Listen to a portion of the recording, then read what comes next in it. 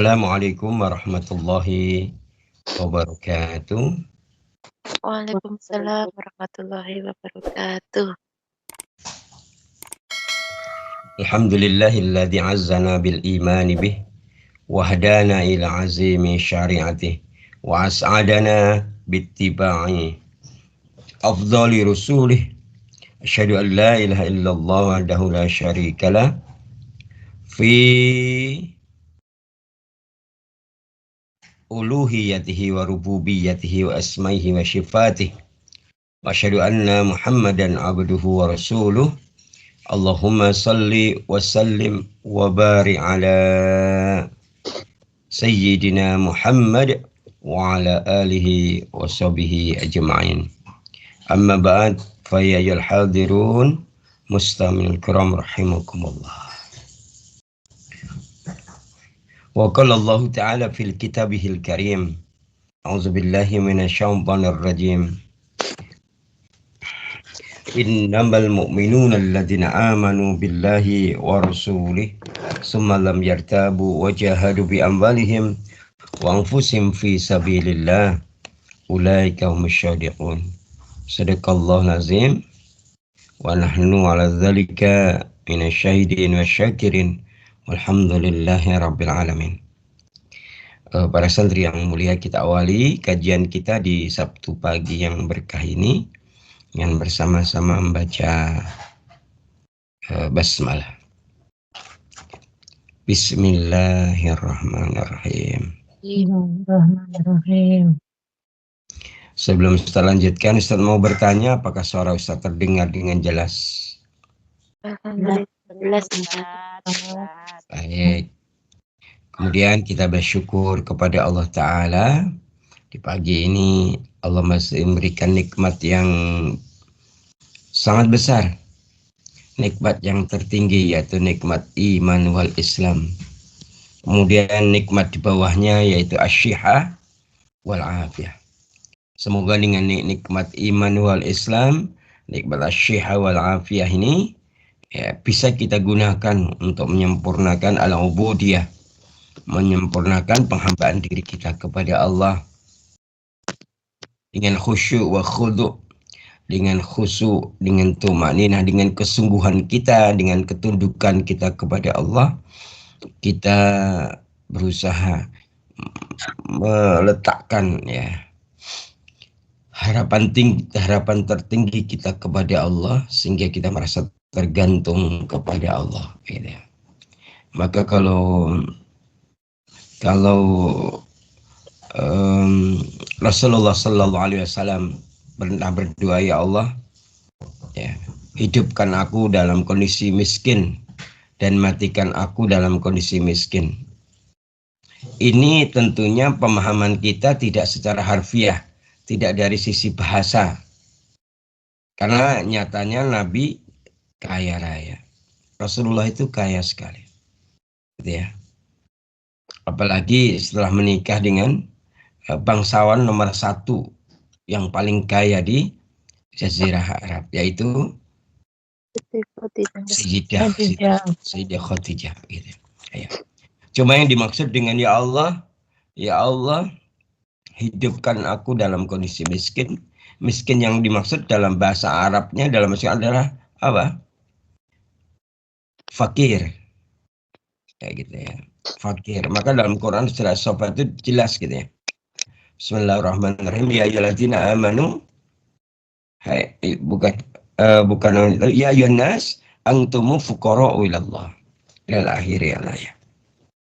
Hai manusia, sesungguhnya kami itu fakir kepada Allah. Itu yang dimaksud dengan doa ketika Nabi minta apa? Hidup dalam kondisi miskin dan mati dalam kondisi miskin. Yaitu fakir ilallah. Selalu membutuhkan Allah. Selalu tergantung kepada Allah. Selalu berharap kepada Allah. Selalu memohon kepada Allah. Ya.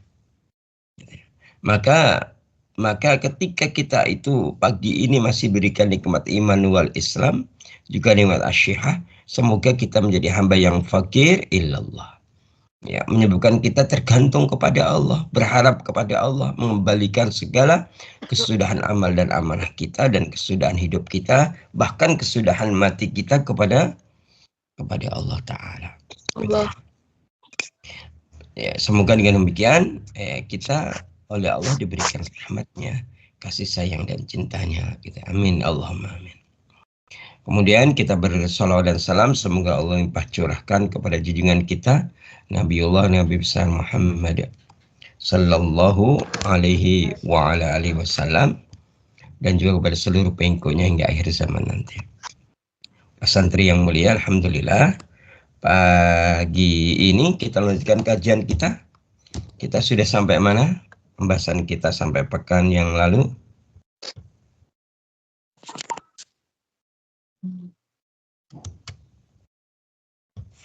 Sampai mana?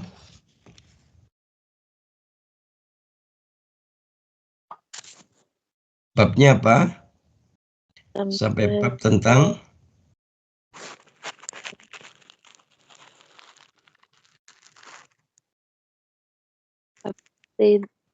Ridho. ya. Rodiyah. Ya, betul. Rodiyah. Itu hamba yang ridho kepada Allah dan Allah pun ridho kepada hamba itu. Nah, kita sudah sampai pada pembahasan kaum atau hamba yang mendapatkan keridhaan Allah dan kaum atau hamba itu ridho kepada Allah. Dan kita sudah sampai pelajaran pertama, yaitu bagaimana Allah ridho kepada siapa? Kaumnya Nabi Musa. Ya, yaitu Bani Israel. Gitu ya. Sehingga kita sekarang memahami, memang secara umum Bani Israel itu kaum yang dilaknat oleh Allah. Tapi ada kaum yang di antara mereka ada yang baik. Di antara mereka ada yang Allah ridhoi. Gitu ya. Sebagaimana kita nggak boleh mengeneralisir bahwa semua Bani Israel itu dimurkai Allah. Tidak boleh begitu. Kenapa? Nabi Musa itu Bani Israel, tapi disayang sama Allah. Daud, Sulaiman itu juga Bani Israel, tapi disayang sama Allah. Dan bahkan kebanyakan para nabi dan para rasul berasal dari Bani Israel. Nah, sekarang kita masuk berikutnya, masih dalam seputar Bani Israel. Ya, kalau yang lalu kaum, sekarang seseorang. Ya, subjudulnya adalah ada seorang laki-laki ahli ibadah dari Bani Israel yang dia itu masuk kategori rodiyah. Ya, Allah dia ridho, dia diridhoi oleh Allah dan dia ridho kepada Allah. ya Allah, gitu ya. Nah, terkait dengan penjelasan ada seorang laki-laki dari ahli ibadah dari Bani Israel ini, kita akan membahas marojiknya ada 3. Marojik itu apa? Referensi. Ya, referensi itu diambil dari kitab apa? Ngerti ya? Iya. Gitu ya, biar jenengan paham. Yang pertama nanti kita ambil pembahasan tentang laki-laki ahli ibadah dari Bani Israel ini dari kitab namanya ini. Di kitabnya Nuzatul Majalis wa Muntakhab An-Nafais Muallif. Bisa menirukan.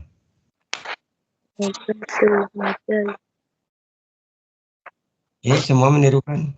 Ya, diulangi tadi. Nuzatul Majalis. Doang. Oke, ya udah ikutin Ustaz. Nuzatul Majalis. Ikutin. Majalis. Wa Muntakhab An-Nafais Muallif. Ya. Ini apa namanya? Ini ditulis oleh seorang walinya Allah, namanya Syekh Abdurrahman bin Abdussalam. Ya. Ini referensi pertama. Referensi kedua adalah kitab Ar-Ridho. Kitab apa? Arido. Arido. Ini ditulis oleh seorang ulama namanya Ibnu Abi Ad-Dunya namanya. Namanya siapa? Ibnu Abi Ab- Abdullah. Ibnu Abi Ad-Dunya. Nah, ini masyhur ya. Banyak kitabnya jadikan sebagai referensi kalau mau belajar ilmu Allah. Ya. Kemudian yang ketiga, kita nanti ada kitab yang sering Ustaz sebutkan yaitu Hilyatul Auliya wa Toba Qatul Asfiya. Nah, tapi biasanya hanya di apa disebutkan pendeknya Hilyatul Auliya gitu. Hilyatul Eh, Auliya. kalau panjangnya Hilyatul Auliya wa Toba Qatul Asfiya. Gitu. Nah ini hilyah itu perhiasan. Aulia itu para wali atau para pecinta Allah, para kekasih Allah. Gitu ya. Nah, gitu. Ini ya berisi tentang sejarah dan biografi para wali Allah gitu ya. Ditulis oleh siapa? Seorang wali juga namanya Al-Hafiz Abu Nuaim Al-Asfahani rahimahullah gitu ya. Ya. Di samping itu nanti ada juga yang ada yang semisal dengan Hilyatul Aulia yaitu Qisasul Aulia. Kisah-kisah tentang walinya Allah ditulis oleh Syekh Muhammad Khalid Safid. Nah, gitu ya. Ini ada beberapa referensi atau marojik ya yang kita mengambil penjelasan mengenai laki-laki ahli ibadah dari Bani Israel ini. Artinya ketika Ustaz menyampaikan, Ustaz tidak Mengarang. tidak ngarang. Nah, Ustaz enggak, dan kalau sudah bicara tentang ini kan nggak bisa ngarang Ustaz ya. Ya, Ustaz kalau ngarang bebas bisa ya, nulis puisi itu bisa. Ya, di pagi Sabtu yang cerah ini gitu ya, bisa nulis puisi gitu. Aku bersama santri-santri hebatku, bisa gitu ya. Tapi kalau sudah penjelasan dan riwayat harus apa? Harus ada marujiknya. Harus ada referensi dari para ulama salah satunya. Nah, kenapa kok harus mengambilnya dari kitabnya para ulama? Karena Rasulullah sendiri menyampaikan mana? Al-ulama'u warasatul anbiya. Bahwa ulama itu kata Nabi adalah warasatul anbiya, pewaris Nabi. Jadi kalau kita ingin belajar, kita kalau seharusnya belajar sama Nabi. Tapi kan Nabi sudah wafat. Berarti kita kemudian belajar sama pewarisnya Nabi. Siapa? Aulia. Aulia. Pewarisnya Nabi siapa? Wali-walinya. Nah, tadi loh di hadis tadi. Aulia. Ambiyah. Siapa pewarisnya Nabi tadi? Nah, Ambiyah itu Nabi. Ulama. Siapa pewaris Nabi? Ulama. Ulama. Nah, ulama itu ada yang makomnya wali, ada yang belum, gitu ya? Gitu ya? Nah, kalau Ustadz baru guru ngaji kampung, jadi belum sampai makom itu. Ya Ustadz sih makomnya bisa jadi wali sih, tapi wali santri sehali ya. Itu ya. Jadi gitu ya. Nah, jadi apa sih kepentingannya Ustadz kok? Kalau jelasin harus nyebutin nama kitabnya, kemudian penulisnya siapa, ya itu kepentingannya. Biar kita itu kalau belajar tidak tidak memperturutkan hawa nafsu, tapi jelas apa? Jelas dasarnya. Itu ya. Oke. Sudah kita mulai ya. Atau waktunya sudah 5:30 ternyata. 5:30 Indonesia. Baru mulai Ustaz, belum. Belum mulai. Oh gitu ya. Baru mulai. Lama Ustaz. Ya ini baru pendahuluan ya. Belum mulai ya. Penjelasan. Ya.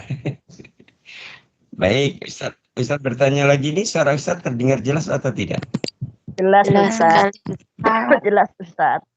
Bening. Oh, soalnya ya bening. Aduh, sebening hati ini ya. Amin. Baik, ya. Kita akan mulai dari kitab apa yang pertama tadi? Nuzatul Majalis.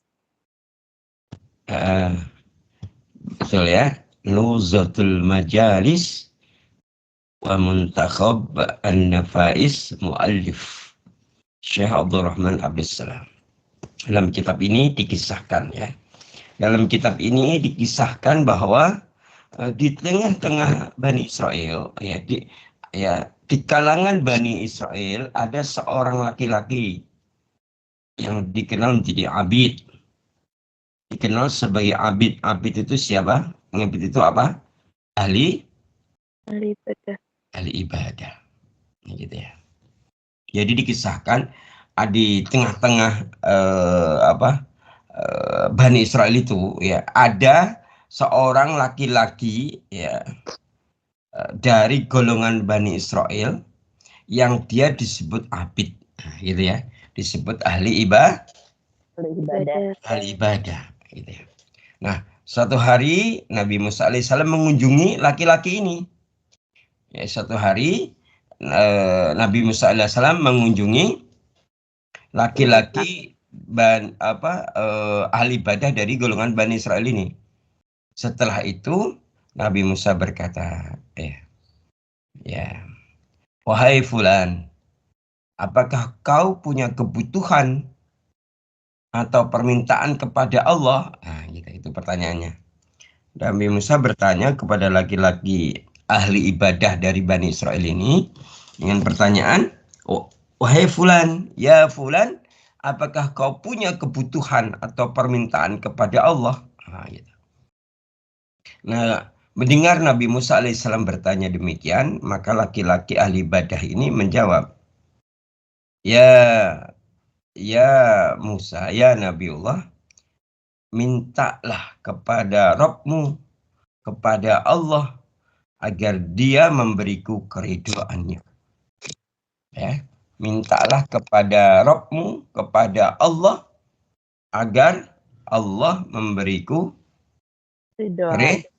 keridhaan. Ya.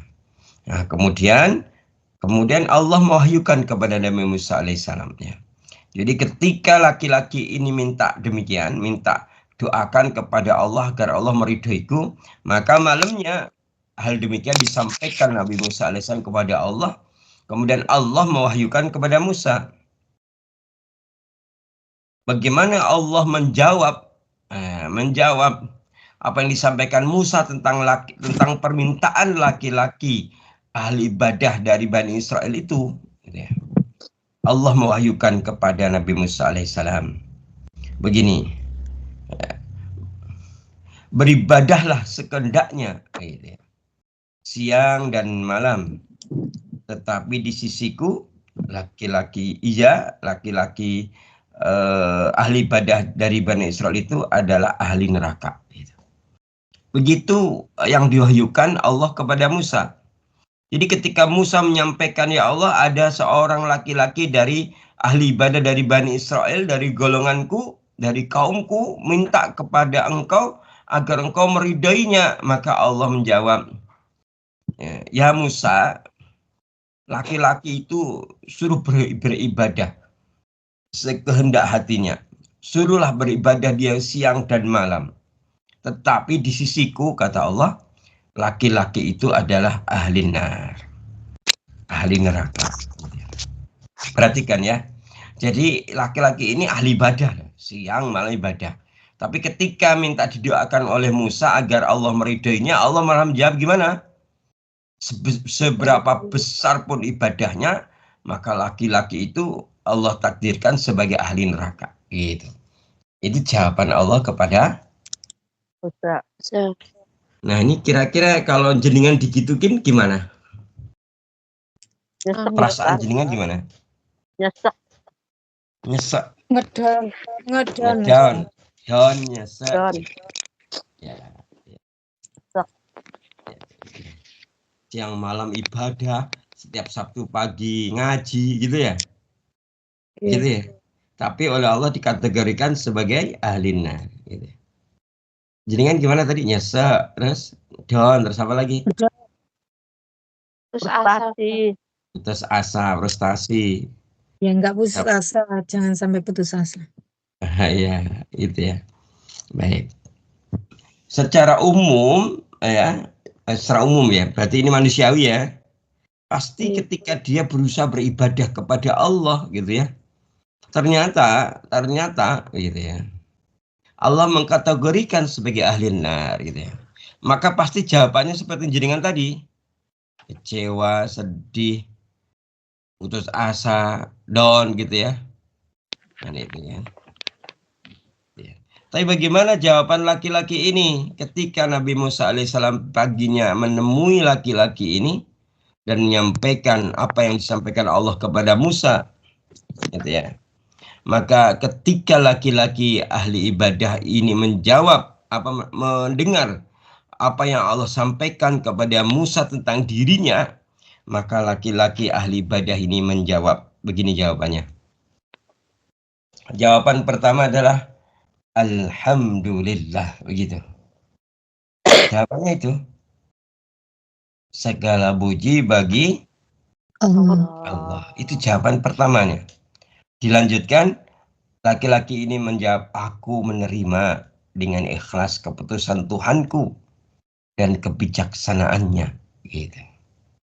Setelah itu laki-laki ini mengatakan, ya Musa, demi keagungan dan kemuliaan Allah, aku tidak akan berpaling dan pergi dari sisinya meskipun dia membakarku. Ya Musa, aku tidak akan beranjak dari pintunya meskipun dia mengusirku. Nah, itu jawabannya. Ya. Gitu ya. Itu azan apa itu?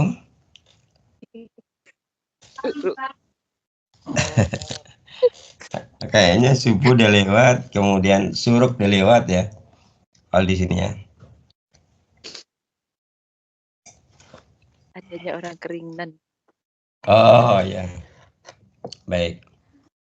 Sampai mana tadi? Jadi jawabannya ya. Ini yang gimana memahaminya? Jadi ketika mendengar bahwa dia itu ibadahlah sekehendak hatimu kata Allah gitu.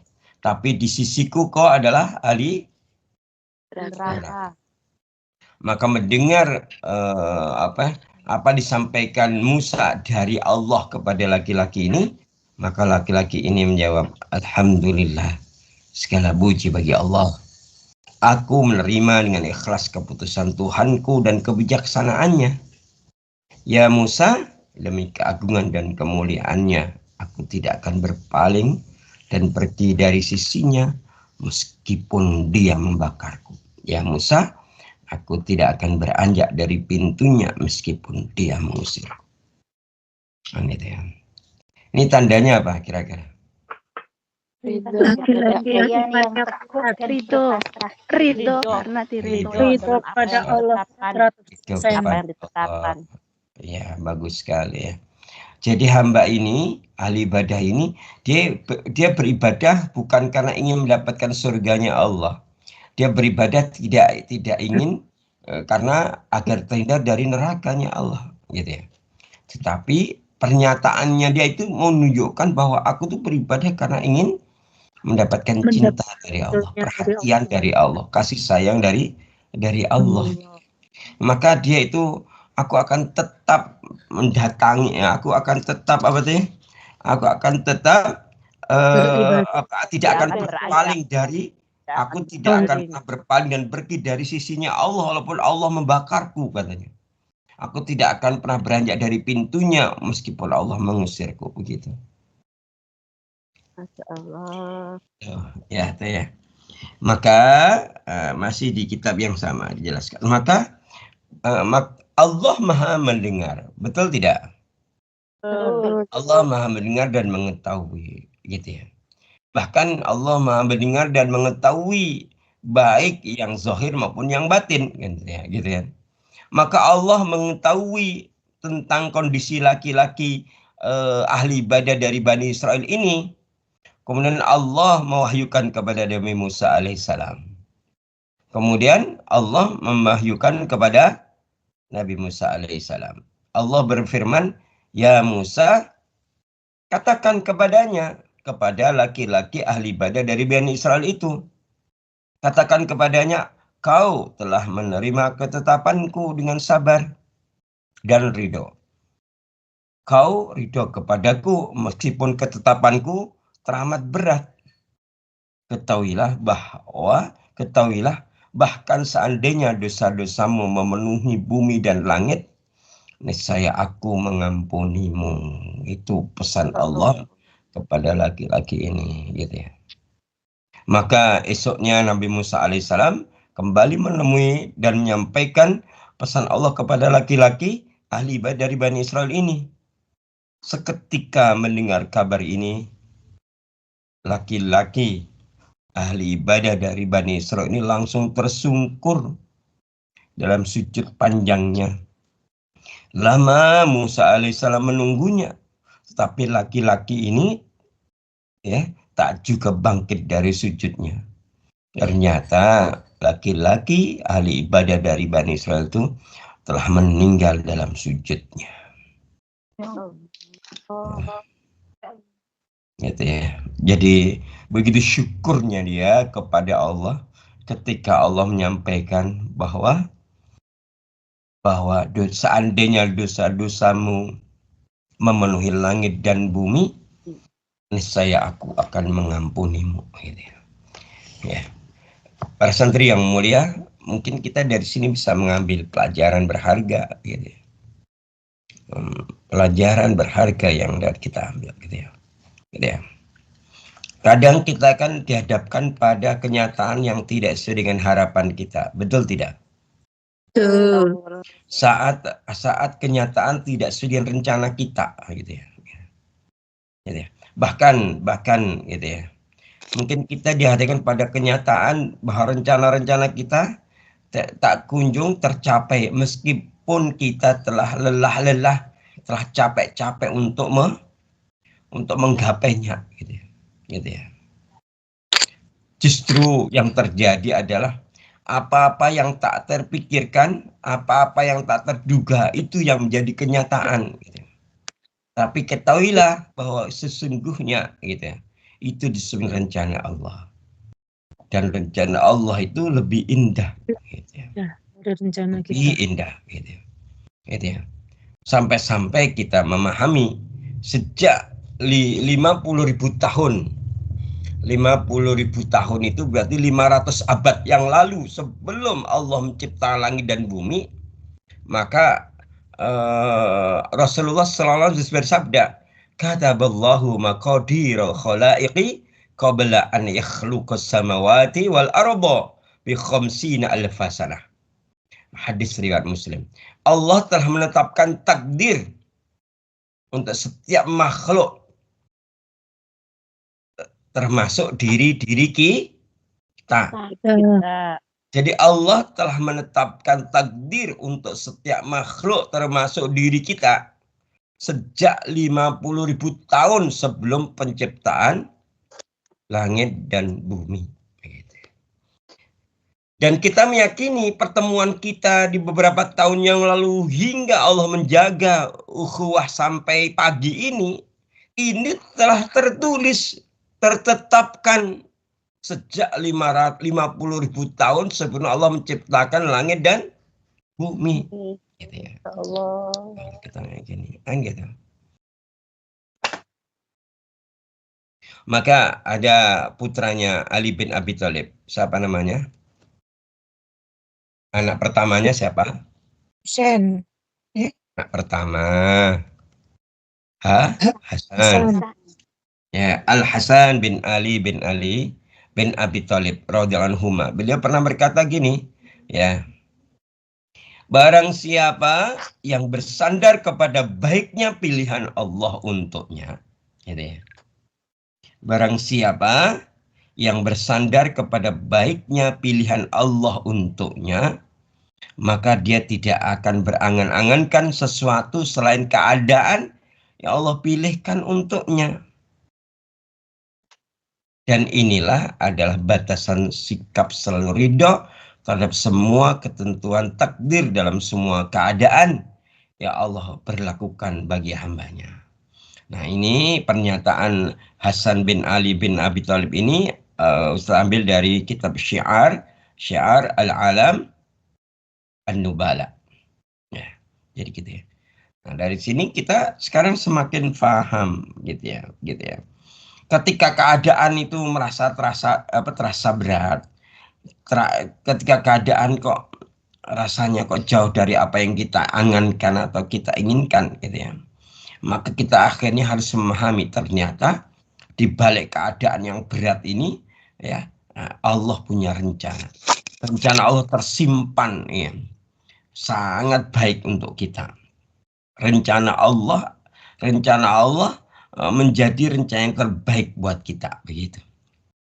Kalau kita ingin ridho kepada Allah, maka Allah Ta'ala berfirman dalam surah An-Nisa ayat 19, Bismillahirrahmanirrahim, fa'asa takrahu syai'an wa yaj'alullahu fihi khairan katsira. Karena barangkali kalian tidak menyukai sesuatu, padahal Allah menjadikan padanya kebaikan yang banyak. Allah marhamna bil Quran. Gitu ya. Seringkali kita tidak menyukai sesuatu yang menjadi fakta atau kejadian kita, padahal menurut Allah dengan kenyataan itu Allah menjadikan padanya kebaikan yang banyak. Wa yaj'alullahu fihi khairan katsira. Gitu ya. Ya. Para santri yang mulia ya. Dari sini kita semakin yakin kepada Allah gitu ya. Yakin apa? Bahwa apa yang Allah pilihkan dalam takdir kita itu yang terbaik. Gitu ya. Kenapa? Karena sesuatu yang kita inginkan belum tentu akan menjadi kebaikan dalam hidup kita. Tapi apa yang Allah pilihkan pasti merupakan kebaikan buat kita. Iya. Maka Allah Ta'ala berfirman, wallahu ya'lamu wa antum la ta'lamun. Surah Al-Baqarah 216. Allah mengetahui. Wallahu ya'lamu, Allah mengetahui. Wa antum, sedangkan kalian la ta'lamun. Tidak mengetahuinya. Gitu. Karena memang diri kita itu bukan pemilik dari kehidupan ini. Ya. Tapi Allah lah pemilik kehidupan kita. Allah yang menggenggam hidup kita. Bahkan Allah yang maha mengetahui kebutuhan dan masa depan kita. Nah, ini hikmah terbaik yang bisa kita ambil dari pelajaran seorang laki-laki ahli ibadah dari Bani Israel. Nah, berikutnya itu sudah selesai dari kitab apa tadi? Nuzhatul Majalis sudah selesai. Kita akan masuk ke ini Ar-Ridho ya. Ada kitab Ar-Ridho ditulis oleh sahabat Ibnu Abi Ad-Dunya. Ya. Dari yang kita masuk kitab yang kedua ya. Ya. Nah, kita mulai dari ada seorang ulama namanya Ahmad Abu Al-Huri. Namanya siapa? Ahmad Abu Al-Huri. Iya, betul sekali ya. Ahmad Abu Al-Huri ini menuturkan bahwa ada seseorang bercerita tentang seorang laki-laki dari Bani Israel yang ahli ibadah di hadapan seorang wanita sufi, wanita ahli ibadah. Namanya siapa wanita yang terkenal menjadi ahli ibadah? Salamah. Salamah. Bukan Salamah. Robitul. Robi'ah.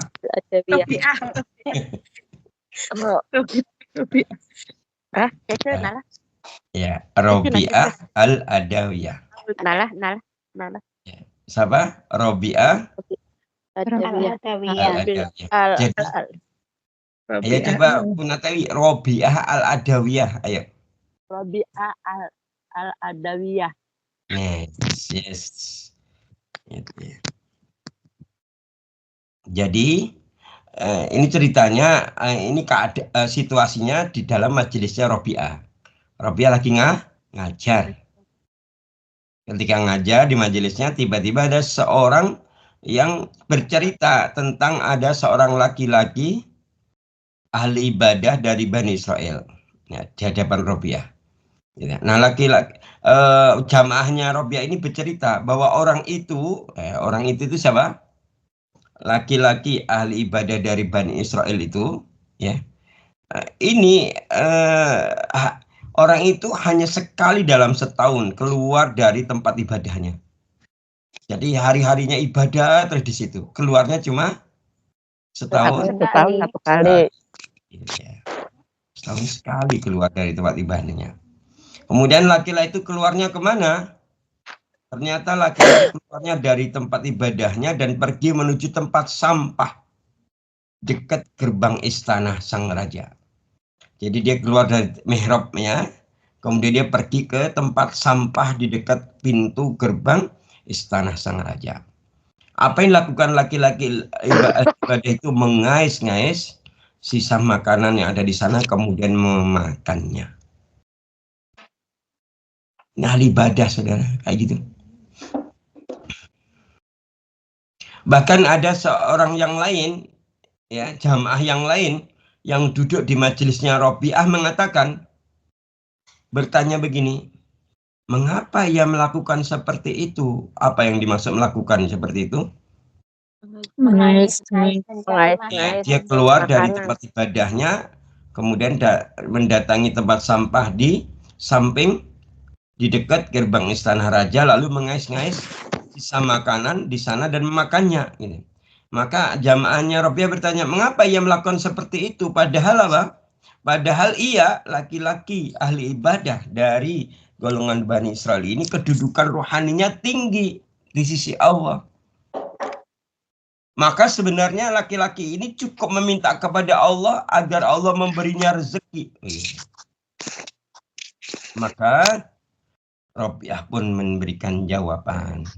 Apa jawaban Robiah? Tidaklah patut bagi wali Allah, nah gitu ya. Tidaklah patut bagi para wali Allah mempertanyakan dan meminta perubahan satu ketetapan yang telah diputuskan oleh Allah untuknya, gitu. Jadi seorang wali itu malunya sama Allah luar biasa. Ridhonya luar biasa. Yaitu apa yang Allah tetapkan baik dalam baik ketetapan berupa kenikmatan maupun berupa kesempitan, maka apa? Terlalu ridho. Iya. Bentar. Ada iklan. Ada iklan.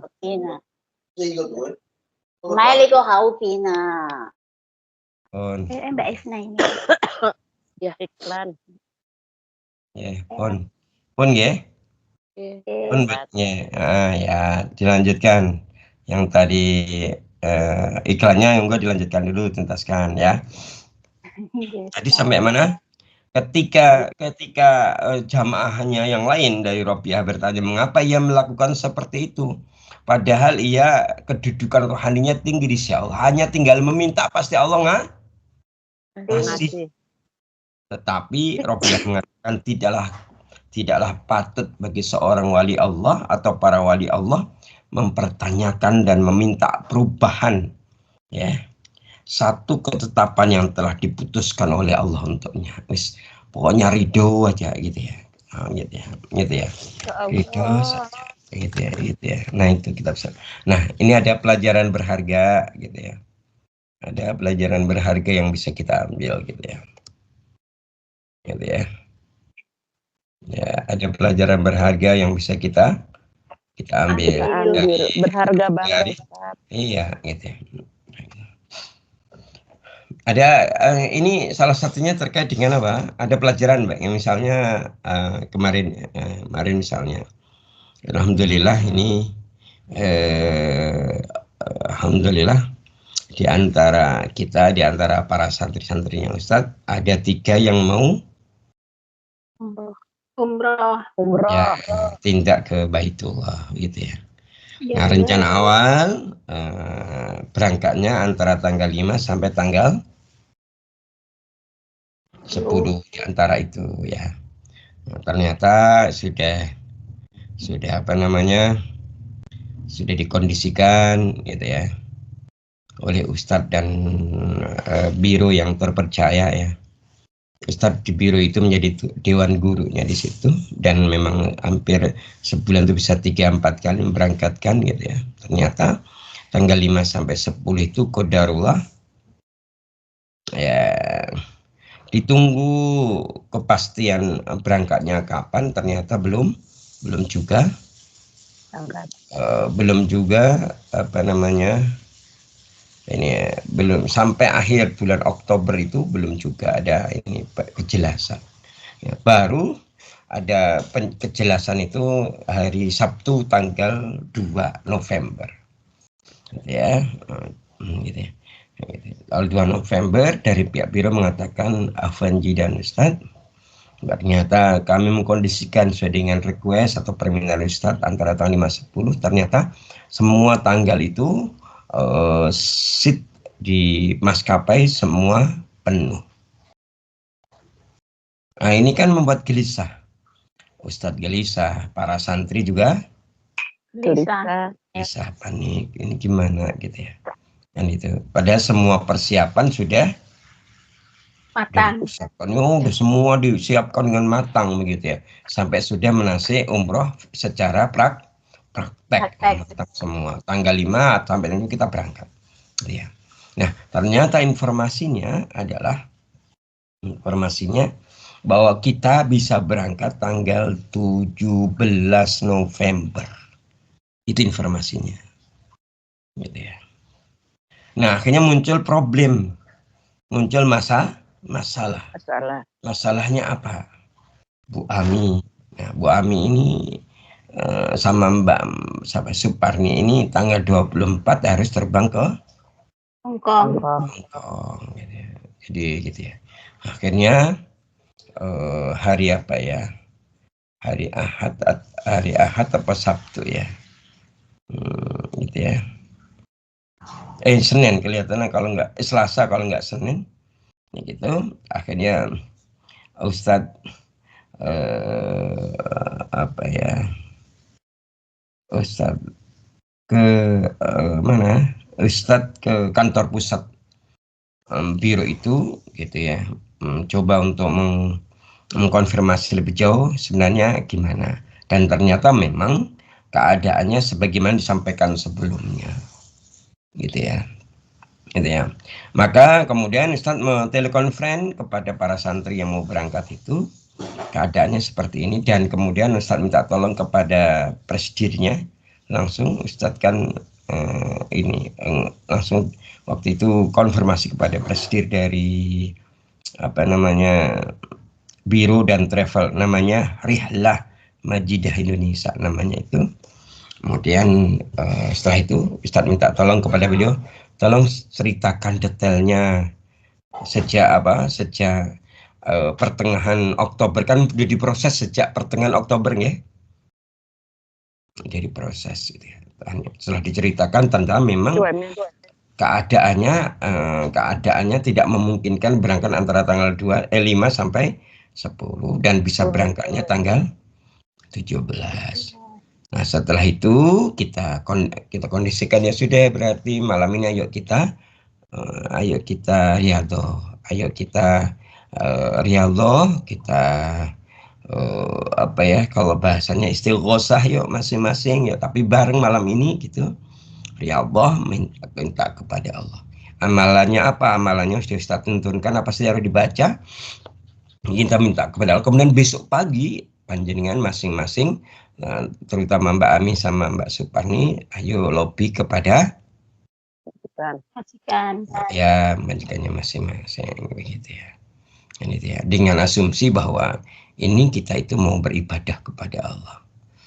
Yang pertama itu. Yang kedua, memang mereka yang Allah panggil untuk ziarah ke Baitullah dan kepada rumahnya Nabi, itu memang ada rahasia-rahasia yang kita kadang tidak paham gitu ya. Ada yang tiba-tiba dimudahkan, ada yang tiba-tiba prosesnya itu sulit dan seterusnya. Gitu. Nah, akhirnya betul malamnya kemudian kita semua bareng-bareng ya Allah. Nah, besok paginya pertama yang paginya itu yang menjawab adalah Mbak Parni ya, Mbak Parni tiba-tiba sekitar jam 9 ya kurang lebih menyampaikan. Alhamdulillah Ustaz, atas izin Allah dan doa Ustaz dan para ibu-ibu, bos saya mengizinkan dan saya bisa ikut tanggal 17. Seharusnya saya pulang 24, saya dikasih waktu pulangnya tanggal 7 Desember. Alhamdulillah itu. Kita bahagia sekali. Kemudian tinggal deg-degan menunggu Mbak Ami. Nah, Mbak Ami, nah begitu Ba'da Zuhur kita mendengar kabar dari Mbak Ami. Gitu ya. Mbak Ami ternyata langsung nge-share tiket kepulangannya itu di grup yang kita mau berangkat itu, dan Mbak Ami mengatakan alhamdulillah Ustaz gitu ya. Bos saya ketika saya lobby bos saya langsung belikan tiket dan saya pulang tanggal 4 Desember. Alhamdulillah. Gitu ya. Akhirnya kami sujud syukur, ya Allah, alhamdulillah ya Rabbi. Pasti rencanamu ini indah gitu ya. Di situ. Nah, dan kabar baiknya kalau kita berangkat tanggal 5 sampai antara 5 sampai 10 itu programnya 9 hari, dan untuk ketika kita berangkat tanggal 17 itu programnya adalah 13 hari tanpa harus menambah biaya umrohnya. Alhamdulillah. Ya, begitu. Nah, itu jadi kita itu kemarin gelisah, ternyata kemudian Allah bahagiakan dengan itu. Gitu ya. Rencana Allah lebih indah. Betul sekali. Maka ini di situ contohnya begitu ya. Jadi Ustadz dan teman tiga ini mengalaminya itu. Jadi kita itu ternyata memang itu dinamikanya. Kita pengen, ya Allah, hamba pengen kau panggil untuk ziarah di rumahmu gitu. Ternyata ada gitu. Dan alhamdulillah kalau program 9 hari kan kita di Mekah 4 hari, di Madinah 3 hari gitu. Nah, ini kalau 13 hari berarti kita di Mekah 6 hari, di Madinah 5 hari. Alhamdulillah. Sampai merinding ya, dengernya. Iya, begitu. Itu keadaannya, begitu ya. Sebagian ternyata Allah itu lebih mengetahui tentang kita dan masa depan kita daripada diri kita sendiri. Iya, kita misal ngotot aku pengen begini-begini, ternyata Allah punya rencana yang lain, gitu ya. Dan perlu diketahui bahwa Ustadz dan direkturnya ini dan lembaganya ini bukan setahun 2 tahun gitu. Kami sudah melayani para calon tetamunya Allah itu sejak sudah mungkin 20 tahun lebih gitu, dan memang selalu ada dinamika seperti itu. Gitu ya. Nah, kemarin alhamdulillah gitu ya. Nanti insya Allah makanya akan minta restu dari panjenengan semua. Insya Allah kami akan berangkat, kemungkinan berangkatnya Ahad pagi dari Solo. Kita naik pesawat dari Solo Ahad pagi sampai berangkat jam 10 ya, sampai sana mungkin jam 11. Kemudian kita udah persiapan sholat zuhur dan check in, dan nanti penerbangannya jam 15.30. Tanggal 17 itu 15.30 ya, langsung nanti ke Jeddah. Dari Jeddah kita nggak ke Madinah tapi langsung ke Mekah. Jadi begitu datang kita udah persiapan untuk ambil mikot, dan kita langsung umroh yang pertama.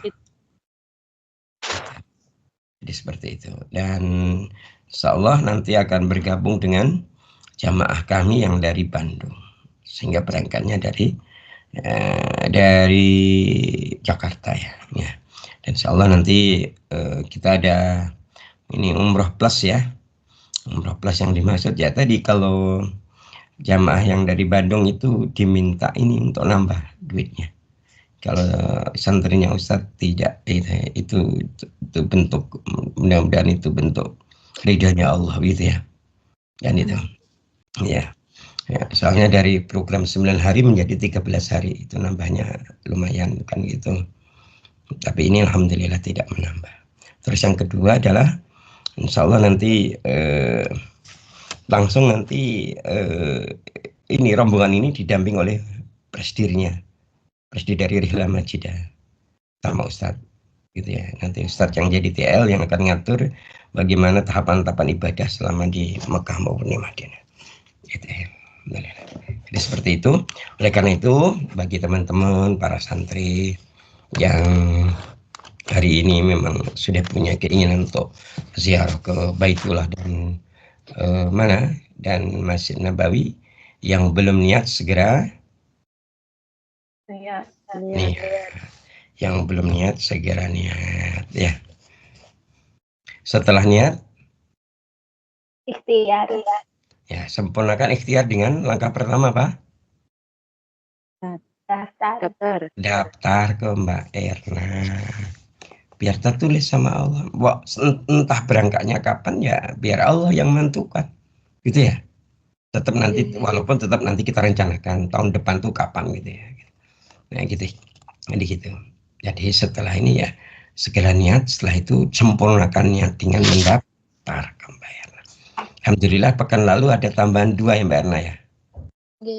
Ada 2 santri yang mendaftar dan DP. Nah DP-nya terserah. Aku DP 100.000 tak boleh. Ya itu urusannya ke Mbak Erna nanti. Yang penting misalnya sudah niat segera didaftarkan namanya. Ya itu.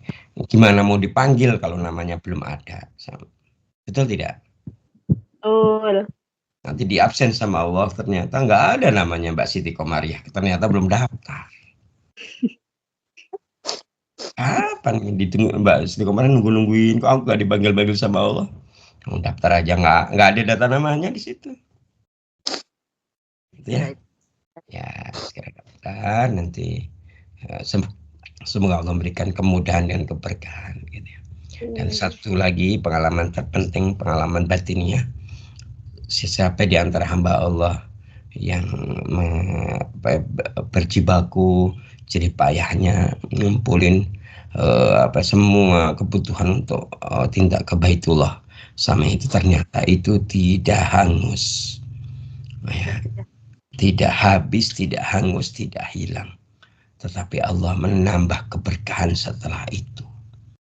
Apalagi nanti kalau sudah di sana doakan di tempat-tempat yang mustajab, berdoa kepada ya Allah, berangkatkan hamba untuk ibadah di Baitullah dan di Masjid Nabimu setiap bulan, berdoa begitu juga boleh. Dan di sana itu mustajab, tempat yang mustajab, gitu ya. Baik, mungkin begitu ya untuk menyampaikan hal yang tadi.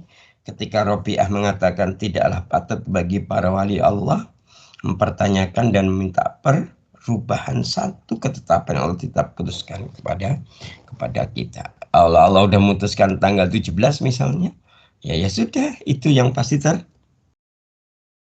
terjadi.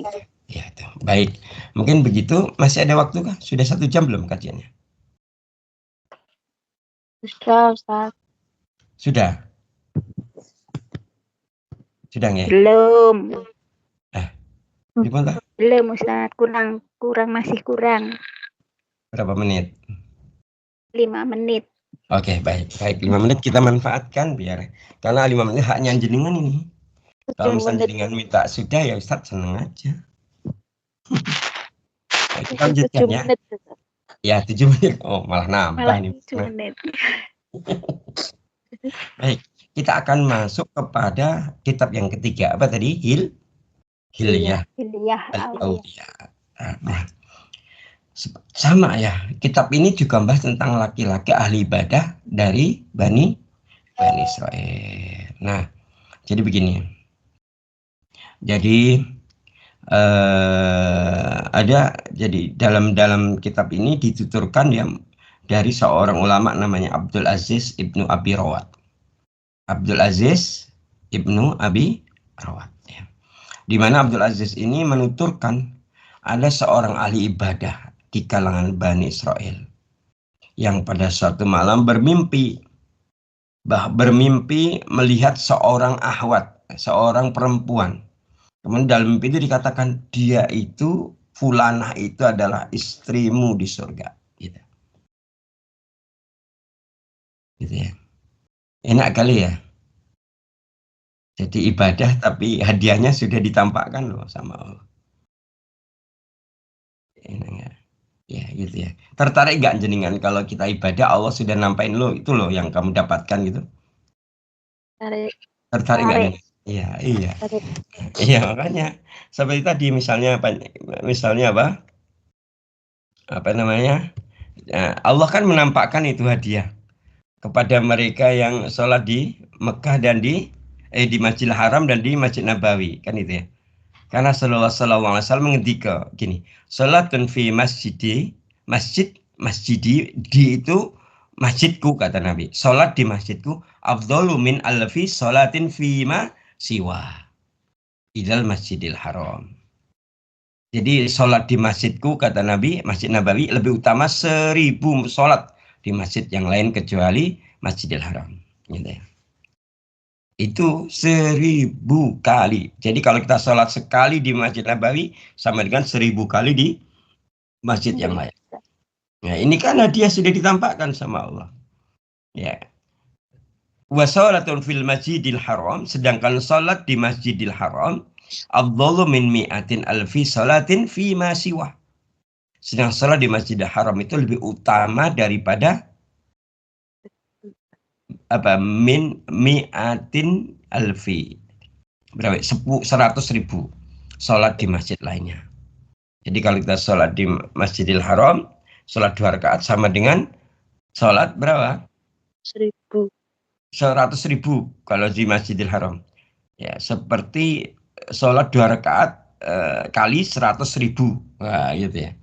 200.000 di masjid yang lain. Ya, itu. Oke, kembali ke soal. Ya, itu ya. Itu kan seharusnya kita tertarik toh.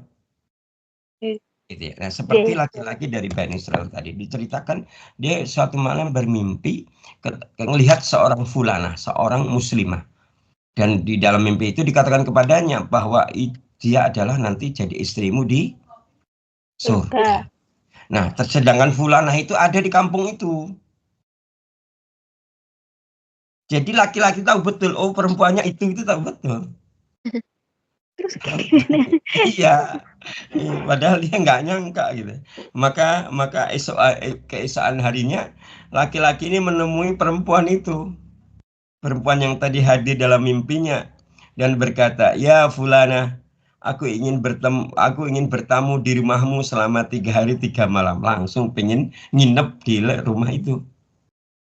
Dulu kan belum ada ketentuan seperti sekarang tentang mahram, belum ada dulu ya. Tentang mahram muhrim itu setelah syariatnya Rasulullah. Maka kemudian perempuan menjawab, silahkan. Dengan senang hati kata perempuan itu. Betul, ngineplah itu hari pertama. Ahli ibadah itu kalau malam beribadah luar biasa. Kemudian sedangkan perempuannya hanya tidur nyenyak. Siang hari laki-laki itu berpuasa. Perempuan itu makan dan minum seperti biasa. Begitu. Itu berlangsung 3 hari. Nah, gitu ya. Nah, setelah 3 hari, kemudian dia menyampaikan kepada perempuan itu, ya fulana, aku sudah 3 hari, aku sudah seharusnya pamit. Namun aku mau bertanya kepadamu, apakah kau memiliki amal lain selain yang kulihat selama 3 hari ini?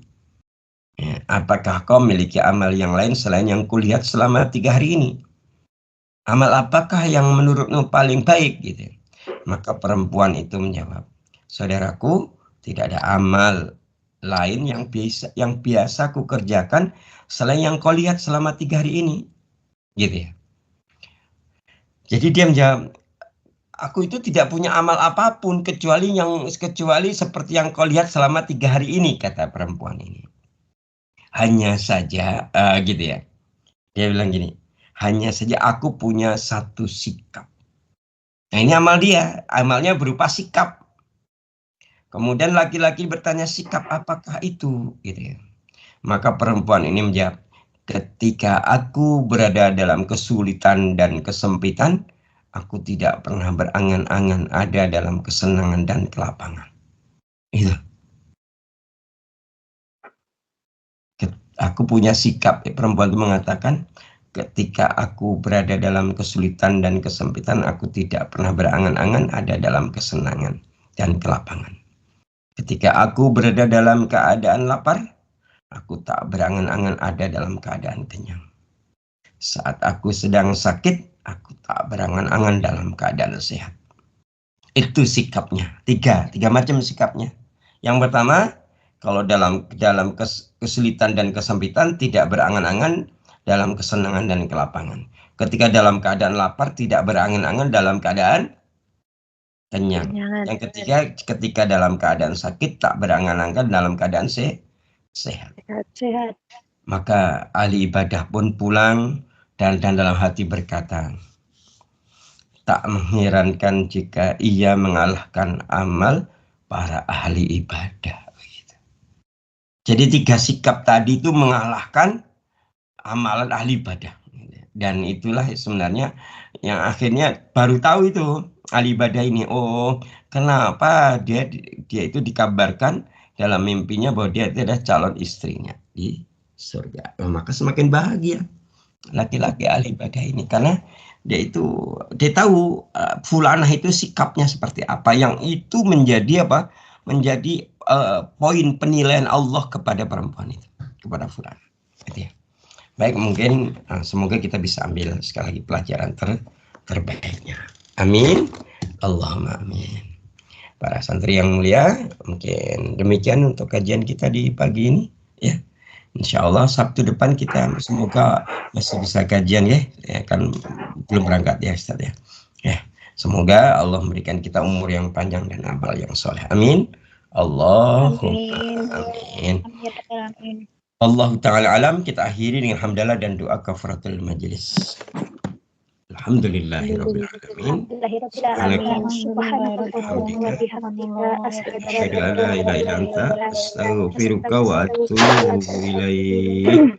Wa'afu minkum. Wassalamualaikum warahmatullahi wabarakatuh. Waalaikumsalam warahmatullahi wabarakatuh. Terima kasih Ustaz. Terima kasih semuanya dan sehat walafiat semoga Ustaz selalu. Amin. Wa'iyyakum. Ya. Ustaz undur diri ya. Ustaz, mohon maaf lahir